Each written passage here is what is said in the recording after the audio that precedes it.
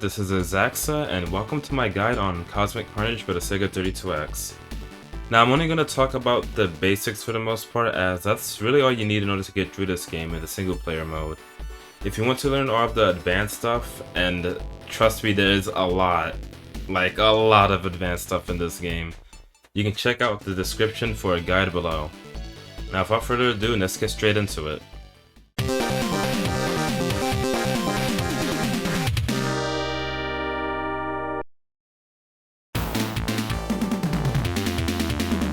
So the first thing I want to talk about is the movement and the buttons.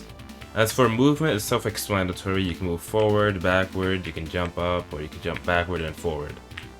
But if there's one thing that this game has that not many fighting games had at the time, you can actually crouch walk, and that's when you hold down and you can move back or forward while staying crouched, which is pretty cool. As for the buttons, in the options it would be listed as normal and fierce, but for this video I'm going to call them light and heavy. So you have light punch, light kick, heavy punch, and heavy kick. And you also have two dedicated taunt buttons, so this is taunt 1 and this is taunt 2. Another thing interesting about normals is that you can get different normal attacks depending on how close you are to the opponent. For example, with Psylocke, if you press heavy kick from like a far distance, you'll always get this one. But if you're in close range, you get a different heavy kick. This does go for all characters, but it can vary, as like you have characters with two different light punches, or like two different light kicks but not two different like heavy punches. Like with Psylocke, I'll always get the same light punch no matter how close I am to the opponent. Before I talk about special moves, I need to talk about the parts selection. When both players pick a character, this screen will pop up. In this screen, you can choose between light armor and heavy armor, and there's 3 sections. So you have the arms, which could be light or heavy, the body, and the legs. There's only 4 characters in this game that can mix and match armor like this, and they play a very important factor in this game. So let's go into a match right now so I can show you what I mean. So the first thing you might realize is that armor actually affects how high you can jump. So for Psylocke as an example, you can see that when both of them jump, the one with the heavy armor falls down way faster and jumps a bit shorter than the one with light armor. But that's not the main difference. There's 2 very important factors when it comes to armor, and that's where we get into special moves. So right on the left, we have Psylocke with light armor. If he has light arms equipped, like if his arms have light armor equipped, he can draw a projectile. However, if he's wearing heavy armor, like if his arms have heavy armor equipped, he's not able to draw a projectile anymore, but he gets access to an invincible uppercut.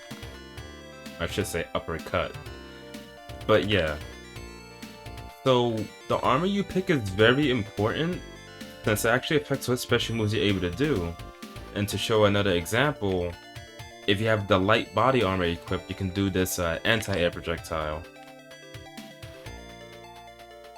But if you have the heavy body armor equipped, you get this move instead, which is a grenade attack. Now, at a glance you might think, oh, okay, so wouldn't that mean that the characters that can switch between armor is really like overpowered or really strong because they can just pick what moves they want before a match starts, whereas the other 4 characters can't? Well, that's where you'd be wrong, and that's because of one major fact that would definitely happen in your playthrough. So when you take enough damage in the specific body part, your armor breaks. And when this happens, you get 2 very nasty side effects. One is that when you get hit in that same area, you take more damage. Because believe it or not, armor also affects how much defense you have. And with certain attacks, for example, if I do a heavy punch with light armor Psylocke, it would do a tiny amount. Whereas if I do it with the heavy armor, it'll do a bit more. Like, it's definitely noticeable. So when your armor is destroyed, your defense is even lower than if he was wearing light armor. Not only that, but because my body armor is destroyed, I can't do my air projectile anymore. And the reason why you see me do taunt is because the projectile is done with the taunt button. So not only does your defense get lower, but you also lose access to the special move that's linked to that specific body part. So while these soldiers are pretty good in that they can change their moves like before a match starts and their armor, you have to keep this in mind since losing your moves is like the worst case scenario.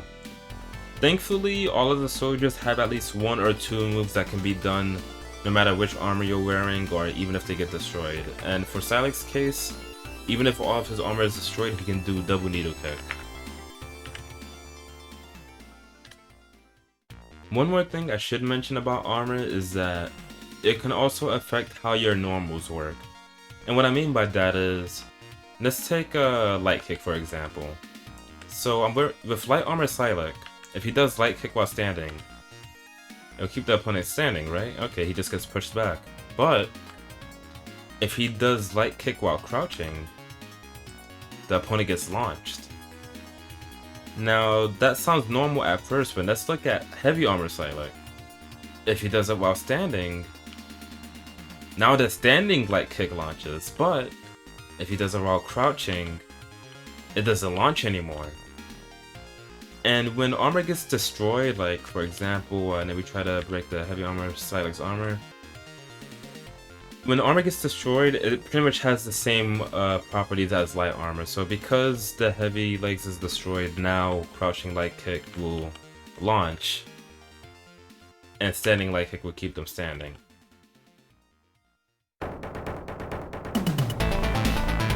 Now it's time to talk about the 2 most important things of this game, and that's juggles and guard cancels. Let's start with juggles first. Now I already mentioned that Silex crouching light kick when he's wearing light armor launches the opponent. Because it launches the opponent, he can actually hit them out of the air and go for a juggle combo. So here's an example. There you go, and that should dizzy the opponent. Yep, it did.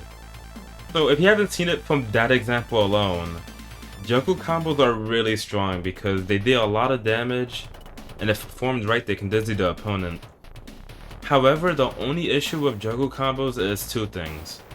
1, certain characters will have an easier time performing them, and that like, you have some characters like Silex, he can just do crouching light kick, and possibly follow up with like a standing heavy kick into like a projectile. But not only is it easier and harder for some characters to perform, but it's also harder against certain characters. So let's go to character select and pick someone else. Now Talmac is a character that's really hard to do juggle combos against, and to prove it, I'm going to try the same exact combo I did against the opposing Silex. So I'm going to do crouching light kick into standing heavy punch. And as you can see, it's way harder to do, and this isn't me like because I'm mashing. Like even if I try to time it properly, it still won't come out. So case in point, there'll be some characters where you can get out the combo by mashing because it's really easy, they stay in the air too long, like when I fought Silex. And there's characters like Talmac where even if I try to be precise with the combo, I can't get the juggle at all. So you definitely gotta know your combos in this game because the same combo won't work against the whole cast. And now to talk about the elephant in the room, that is guard cancels. If you played fighting games before, you'll know what a guard cancel is. It's when you perform a move while blocking and it like pushes the opponent back or hits them out of whatever move they're doing. Now, I don't have an issue with guard cancels in fighting games, I'm fine with them, but the problem with Cosmic Carnage is that they're too easy to do, and unlike some fighters that came up with after this, it's not like there's any meter or across any kind of bar, like you can do them for free.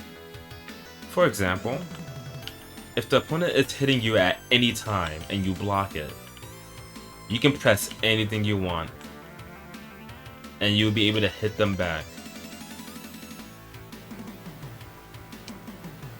You can even press taunt, I think. Yeah, you can even taunt out of block. Go figure. So guard cancels are really... Okay, how can I say this?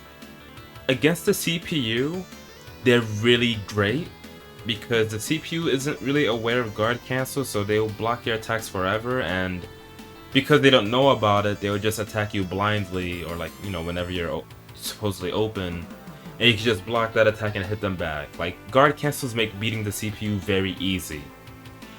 But in a real match against another human, this is a double-edged sword in that, in one hand, it's kind of bad because, oh, well, you know, everything's unsafe because this punch that's supposed to be, you know, somewhat safe to do, like, what's the point if I'm just gonna get hit out of it anyways? But on the other hand, I kind of like it because it supports the idea of, like, making calculated attacks or, like, well-timed attacks. Because, you know, you have fighting games where, okay, I knocked down the opponent, so now I get to start my pressure and they have to block, like, all of my attacks or whatever. But in this game, because almost anything could be punished on block, you pretty much have to be careful on how you attack the opponent because, like, there's really not any pressure in this game due to this fact. So you either mix it up with throws, or, like, you wait for them to make a move or keep them at a certain distance to make them, like, scared to, like, block, or, you know, maybe they're expecting a situation where you hit them with, like, an attack, so you can pretend like you are, but you're really not. Like, there's a lot of variables here, but the point is, you can't just keep drawing out attacks at random just because you got a knockdown. Like, you actually have to think about it and, like, plan ahead. It's really interesting. And with all of that said, that's about it. Again, there is and I mean, like, so much more. I didn't even talk about, like, taunt canceling, in which, like, you have this move that takes a while, but if you press taunt at the end of it, it's way faster. Like, there's so much about this game, and this video will be very long if I get into it. But everything I already just said is more than enough to defeat the CPU. And if you want to learn even more about this game and, like, you know, play with a friend and discover even, like, possibly discover something I haven't yet, then you can always check out the guide in the description. I put a lot of time into it, and there's so much in that guide that I haven't even, like, this is just me barely scratching the surface in this video, so I highly recommend you check it out. With that being said, let's get into the long play.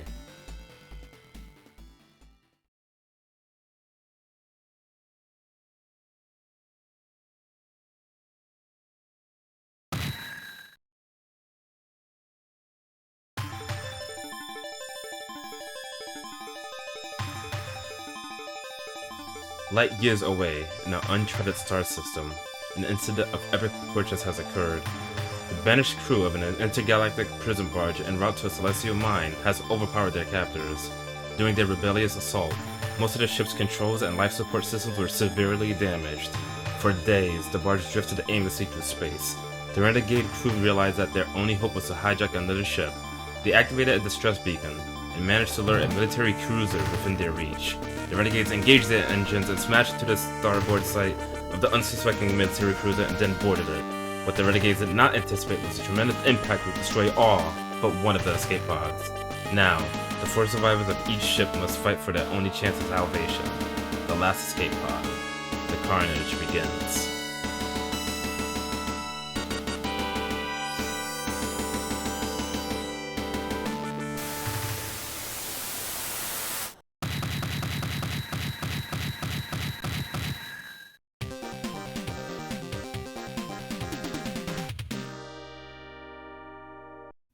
Alright, and welcome to the No Death run. Now, of course, this is me commentating over a run I already did, and I am going to be playing on difficulty 5. And without further ado, let's get straight into it. So on the top, you got the 4 soldier characters. You got Silik, Zenalon, Naruto, and Tyr. And all the soldiers can change their armor. The aliens on the bottom cannot, and these are Talmak, Naja, Demon, and Yug. So for this one, I picked Naja, and it went pretty well. There was one match where I kind of struggled, but overall it's not too bad. Now, I'm going to specifically talk about how to beat the CPU with Naja in particular, since it is a bit different depending on who you pick. In this match, you want to wait for Naruto to do that kick, like that air move with the kick. Because when he does that, you can easily like punish with your invincible move and anti-air him. Otherwise, you might see him do his uppercut, his invincible DP from time to time, but even then, there'll be times where the second hit miss, and you can just like punish him for it. So overall, this is an easy match, and while he may look weak here, trust me, in the hands of a human, he's probably the best character in the game because you see the CPU dashing a lot, but what's interesting is that when you do a normal attack, you can dash out of it, like a dash cancel. Not only that, but if you dash into the opponent, he immediately stops. So you could technically do infinite loops, like light attack, dash, and repeat. Of course, this is the TPU, so you won't see that happen here, but other than that, this match isn't too bad. Just wait for him to do that aerial kick, and you should be fine.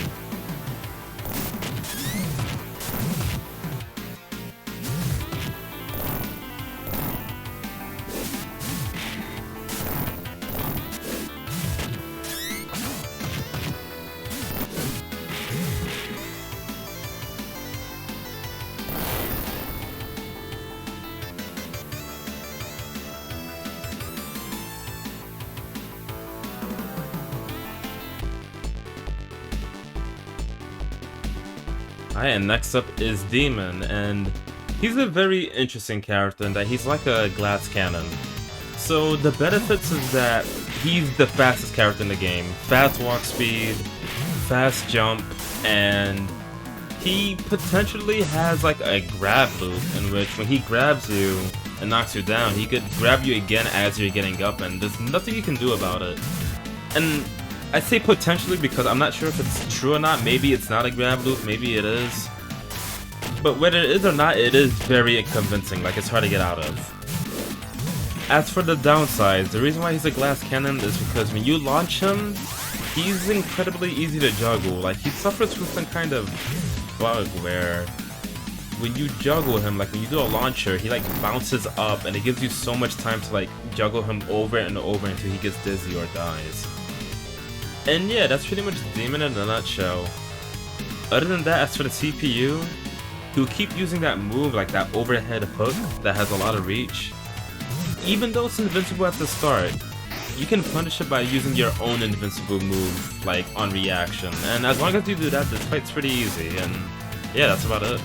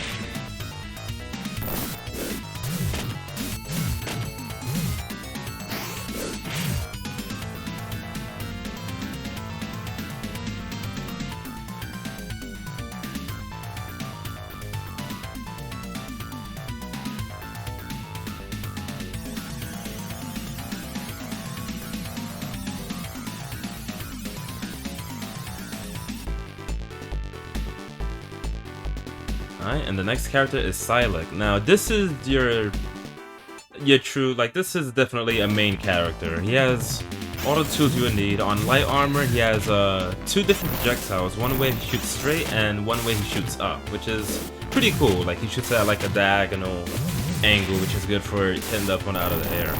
So he's definitely a zoner when he's in light armor. And when he's wearing heavy armor, he's actually more of like a close range fighter. Like he gets in your face, he can dive at you from like almost full screen, he has an uppercut. Like he's more of a...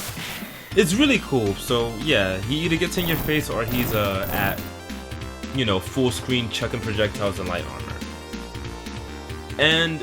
But unfortunately, similar to Demon but not as bad, Silik is easy to juggle. If you noticed at the end of that round, I did a really cool juggle combo. And doing that combo, like, it's very difficult against certain characters, but it's very easy against Silik and Demon. As for facing CPU Silex, the projectiles are a bit annoying, and he does have that double needle kick, which is invincible.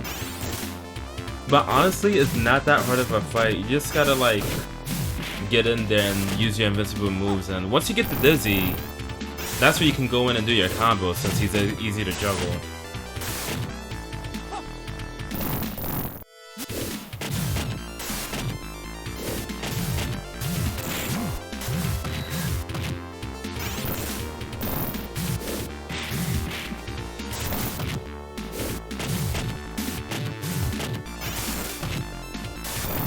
So he's Dizzy right here and done. And I didn't mention this in the first two fights, but it's really cool that like you get a finishing attack. Like if you beat them with a special move and they didn't block it, actually like finishes them off, like a fatality in a sense. So that's pretty cool. Now, wow, that's the first time I actually talked to the whole match. So this is Yug.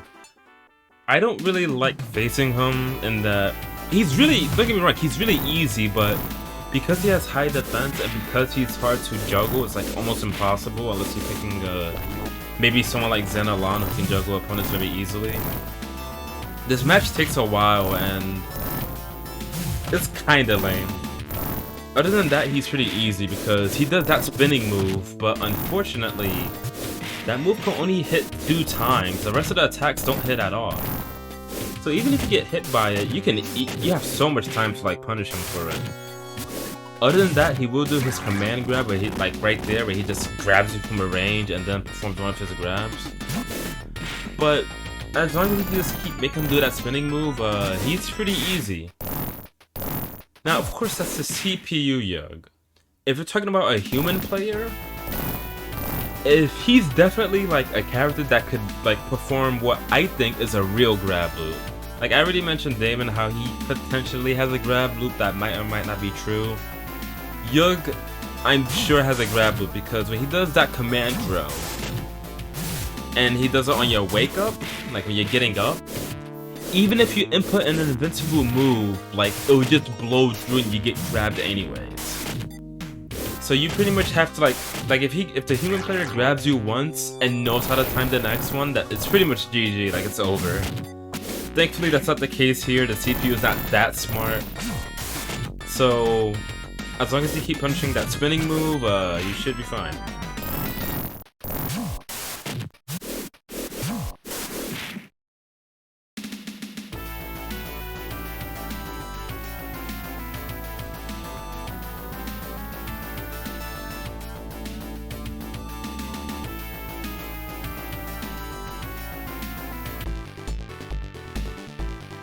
And now our 5th character is Zen Alon. This is definitely a candidate for one of the strongest characters, but she is like Naruto. Both Naruto and Zen Alon is really frail. They have very low defense. The lowest defenses in the game, really. So you see me right here. I do oh, I almost had the combo, but I canceled the heavy punch too early. Yeah, she's really frail. She can get dizzy very easily. This is the 2nd dizzy in a row. I still missed the combo. I think I get the combo in the 2nd round. And yeah, so as I was saying, she's pretty strong. She has some really hard-hitting moves. That spinning lariat, it is invincible, but it's possible to hit her out of it. It's not that great. And I know her heavy armor version has some really good dizzy combos. Like pretty much both her armor versions hit really hard. Like she's pretty much like, she's a glass cannon like demon, but not because of like the juggle issue, but rather, wow, that was a really good, that wasn't a true combo, but I like that it actually hit low. At least that's what it looks like. So yeah, she's not a glass cannon like demon in that she gets juggled infinitely, but rather, her defense is so low that it's very easy to re-dizzy her. Other than that, CPU Zen Alon is pretty easy. She would just do that rapid punch move a lot, like at random, and you know, it takes so long, so you might as well just hit her out of it while you can. And if you just depend on that, she's pretty much free. Now, Talmac, this is an interesting character in that combos for him is incredibly difficult. Dare I say, like, they're very strict. So what you usually do as a human Talmac player you want to like keep the opponent at a distance, like keep throwing out projectiles like that one. That move is useless, don't use it because it only hits up to 3 times. I know the dirt hit knocks down, but it's not good. The startup isn't fast, and if the opponent blocks it, they can easily punish it. Not only that, but it's very difficult to combo into that move, unless you're like juggling Psylocke or Demon, I guess. But outside of that, what makes Tomek good in terms of like a, you know, human player, he can check projectiles, like he can just keep throwing them out. And they go under other projectiles, so it's a pretty good counter against like zoners like Psylocke. And he also has a reflect move, like you saw him earlier, how he swept his hand up. That actually reflects projectiles back, and the projectile goes even faster. And if you are using Tomek against the CPU, it's really good because when you reflect projectiles against the CPU, they just sit there and don't block it for some reason. And he also has that uppercut, that uppercut. And even though it doesn't go forward, the vertical range is really great, making it a good anti-air. It's invincible at the start. Besides that, CPU Tomek, you pretty much just wait for him to do that awful move where he charges forward and then just punch accordingly. Sometimes he'll do his projectile instead, but really it's not that hard of a fight. Especially since, unfortunately, Tomek doesn't have a grab. So you can stay in his face and just be ready to block his uppercut and you should be good. Wow, we are blowing through this game fast. We are on the final stage. And this is where I, unfortunately, had to resort to being very cheap, and you see that happen. Before I even talk about Tyr, I need to talk about one move he does. You see him do this flying kick. That move right there. For some reason, every time he does it, I try to do that flip move, that invincible move Naja has. And it could be the slowdown, I don't know, but it like eats my inputs, and instead of getting that move, I get like a jumping kick and like, I was getting very annoyed that I couldn't counter it. I kept getting a jumping kick instead. Maybe I was unlucky, I don't know. I was doing it consistently before this, but every time he does that kick, I just couldn't get it out. Tyr's a great character in that he has a dodge that cancels into itself. I don't even need to say any more than that, because pretty much that means he gets a life lead, he dodges for the whole entire fight, and you can't win anymore. Unless you're using Naruto, who does have access to a command grab that's unblockable. Now, what do I mean by getting cheap? Well, for this whole match, I resort to this. If you want to beat this game on max difficulty, with no effort, pick Naja, back up after the knockdown, and do jumping heavy kick. I didn't do this in the other fights, because it's like, look, it's boring. Like, this isn't what I play fighting games for. I'll do it if I absolutely have to, which is this case because Tyr was like destroying me. But you know, I wanted to like showcase the game a bit, like do some cool stuff. I want to enjoy the game. I don't want to resort to this cheap thing for the whole entire game. But if you really want to stoop that low, this could technically work for the entire game. I'm only doing it here because, like, you know, this is the last battle and I don't want to lose and start all over, so I'm taking the safe route. But yeah, I mentioned earlier, Tyr, he has a dodge. During the animation, he's invincible to everything and he can cancel it into another special move, including the dodge itself. So Tyr is another character for a very strong character just because he could stall the timer and even like punish opponents with his dodge because he's in his invincibility frames and then he does like another special move after. But thankfully, it's a CPU, so you ain't gonna see any of that here, and yeah, they'll finish him off. So yeah, that was the no death run. It was faster than I expected, and from here I'm going to show both endings, and yeah, let's see the bad ending first.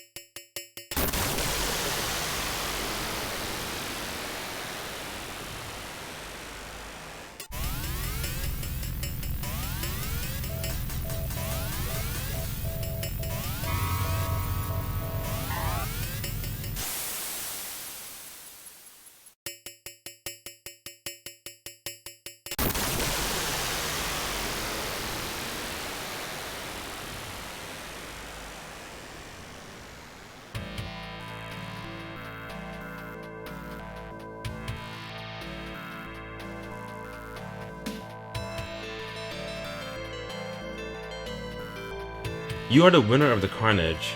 However, the ship exploded before you escaped. If only you had finished them faster.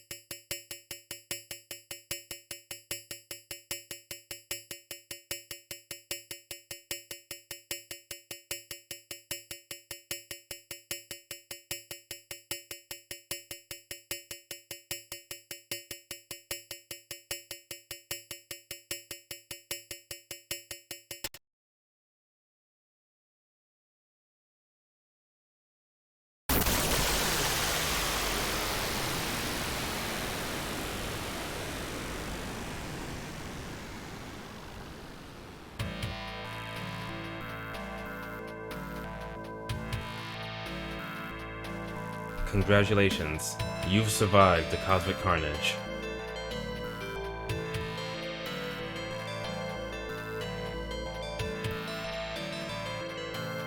Welcome tomorrow. And that was Cosmic Carnage. I like this game, alright? It's really good. The only things I don't like is, I wish the game didn't suffer from, like, so much slowdown in certain moments in the fighting.